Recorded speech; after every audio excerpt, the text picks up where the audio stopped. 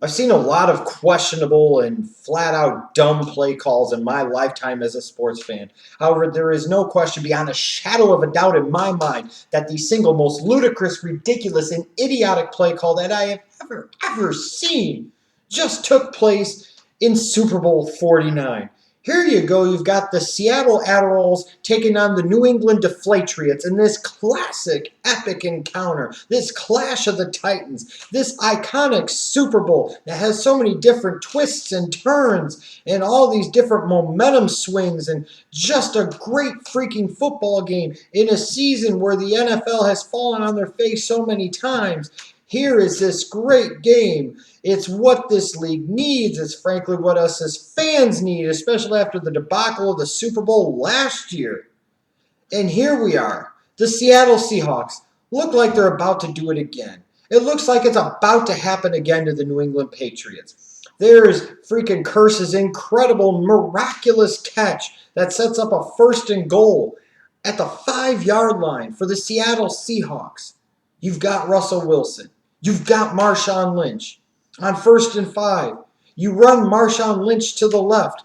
4-yard gain. You're 2nd and goal at the 1-yard line. 2nd and 1. And somebody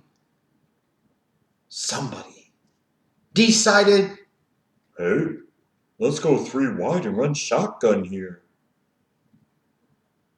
What happens? Of course, stupidity. Russell Wilson makes a bad throw. Malcolm Butler makes an incredibly great play. And the New England Patriots win their 4th Super Bowl championship. The Seattle Seahawks' road to repeat came to an abrupt, surprising, screeching, dramatic halt. Oh my God. Of all the dumb and ridiculous decisions I have ever seen, the simple fact that you have beast mode, you have freaking Marshawn Lynch, this unstoppable monster beast who damn near just got the ball in from 1st and goal at the 5, knowing damn good and well the Patriots were preparing for Lynch to run the ball, and he still got 4 yards on. You got 3 more opportunities at the 1-yard line potentially. You've got timeouts. You've got time on your side. You've got the Patriots on their heels with one of the toughest, most ferocious running backs in the history of the National Football League, the heart and soul of your franchise. And you decide you want to run 3 wide in shotgun formation and have Russell Wilson throw a quick slant to whatever scrub wide receiver not named Chris Matthews the Seattle Seahawks fielded on Sunday at Super Bowl 49. This is how ridiculously dumb this decision is. This would be like the Chicago Bulls of the 90s having Michael Jordan on their team. And you got 5 seconds to go. You've got a chance at the final shot in Game 7 of the NBA Finals. Of course, Jordan would never let it get to Game 7 to begin with. But let's say you did. But instead of drawing up the play where it's Michael Jordan and get the fuck out of the way and let him win it for you, you have Scottie Pippen pass the ball to Randy Brown to take the last shot. What the fuck sense would that make? That would be like the New York Yankees over the years ever pinch hitting for Derek Jeter in any type of clutch situation whatsoever. You have your Derek Jeter. You have your Michael Jordan type. You have your Larry Bird type. Imagine the Celtics of the freaking 80s sitting there and having Larry Bird, one of the truly great all-time clutch performers and players in NBA history. They say, nah, dog, we're going to draw this up, and Dennis Johnson's going to work one open for Jerry Seasting in the freaking corner for 3. You don't do that. Why? Because it's fucking stupid. I don't know if it was Pete Carroll's call. I don't know if it was Darrell Bevel's call. I don't know if it was Russell Wilson's responsibility to potentially check out of this ridiculously dumb play call. The bottom line is this is easily one of the most ridiculously idiotic things I have seen in the history of any professional sport.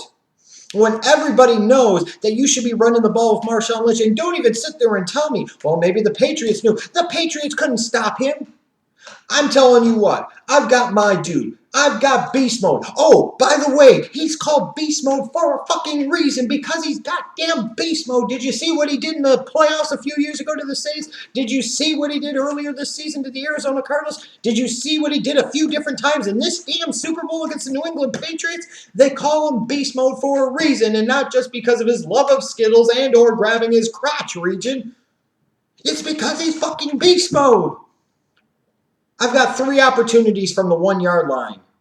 Man, I sure like my chances with Marshawn Lynch running up the middle. I'm sorry. To sit there and not only not run Marshawn Lynch, but to not even do anything that is remotely close to a good idea. Instead, going to your wide receivers who aren't shit, with your quarterback who has moments where he flashes absolute brilliance and then other times just makes terrible, bad throws. You're going to take the ball out of your bell cow's hands. You're going to take the ball out of your freaking cash money tickets hands. This is completely and totally ridiculous. For all the great and wonderful things Pete Carroll has done as the head coach of the Seattle Seahawks, he deserves shit for this. He deserves criticism for this. When idiots like me clearly know that there is only one option at this point in time in this situation, that is trying to run the ball with Marshawn Lynch, because there is a very good possibility that the Patriots might let you damn score, and then you have to take your chances with your Legion of Boom defense going against freaking arguably the greatest quarterback of all time in Tom Brady. Well, in this particular case, I like my chances.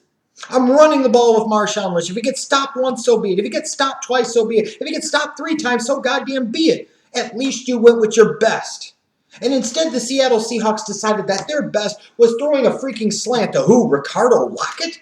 And was it him? That doesn't even fucking matter. How ridiculous. This would have been like Joe Montana back in the days, and he's got freaking Jerry Rice to throw the ball to, but he throws the ball to some other 5th-string wide receiver. Why in the fuck would you ever do that? That makes absolutely no fucking sense. The Seahawks, a team that at times, it's so fitting, really shoots themselves in the foot with stupidity and dumb penalties, committed one of the biggest, most idiotic atrocities in the history of offensive play calling, in the history of the National Football League. This is not an exaggeration. This is not an overreaction. There are people that get paid millions of dollars to make decisions in these type of moments, and this is the type of fucking decision that they made. Even great minds can have brain farts once in a while. And if you ever had to classify anything ever as a brain fart, it would be this decision right here. Newsflash, Seattle Seahawks. Newsflash, Pete Carroll. Just give Beast Mode the damn ball. And you would have hoisted your second straight Lombardi trophy, and you'd be working on trying to make NFL history next season. But instead, you're going to remember for years what could have been and what should have been if you weren't so goddamn stupid.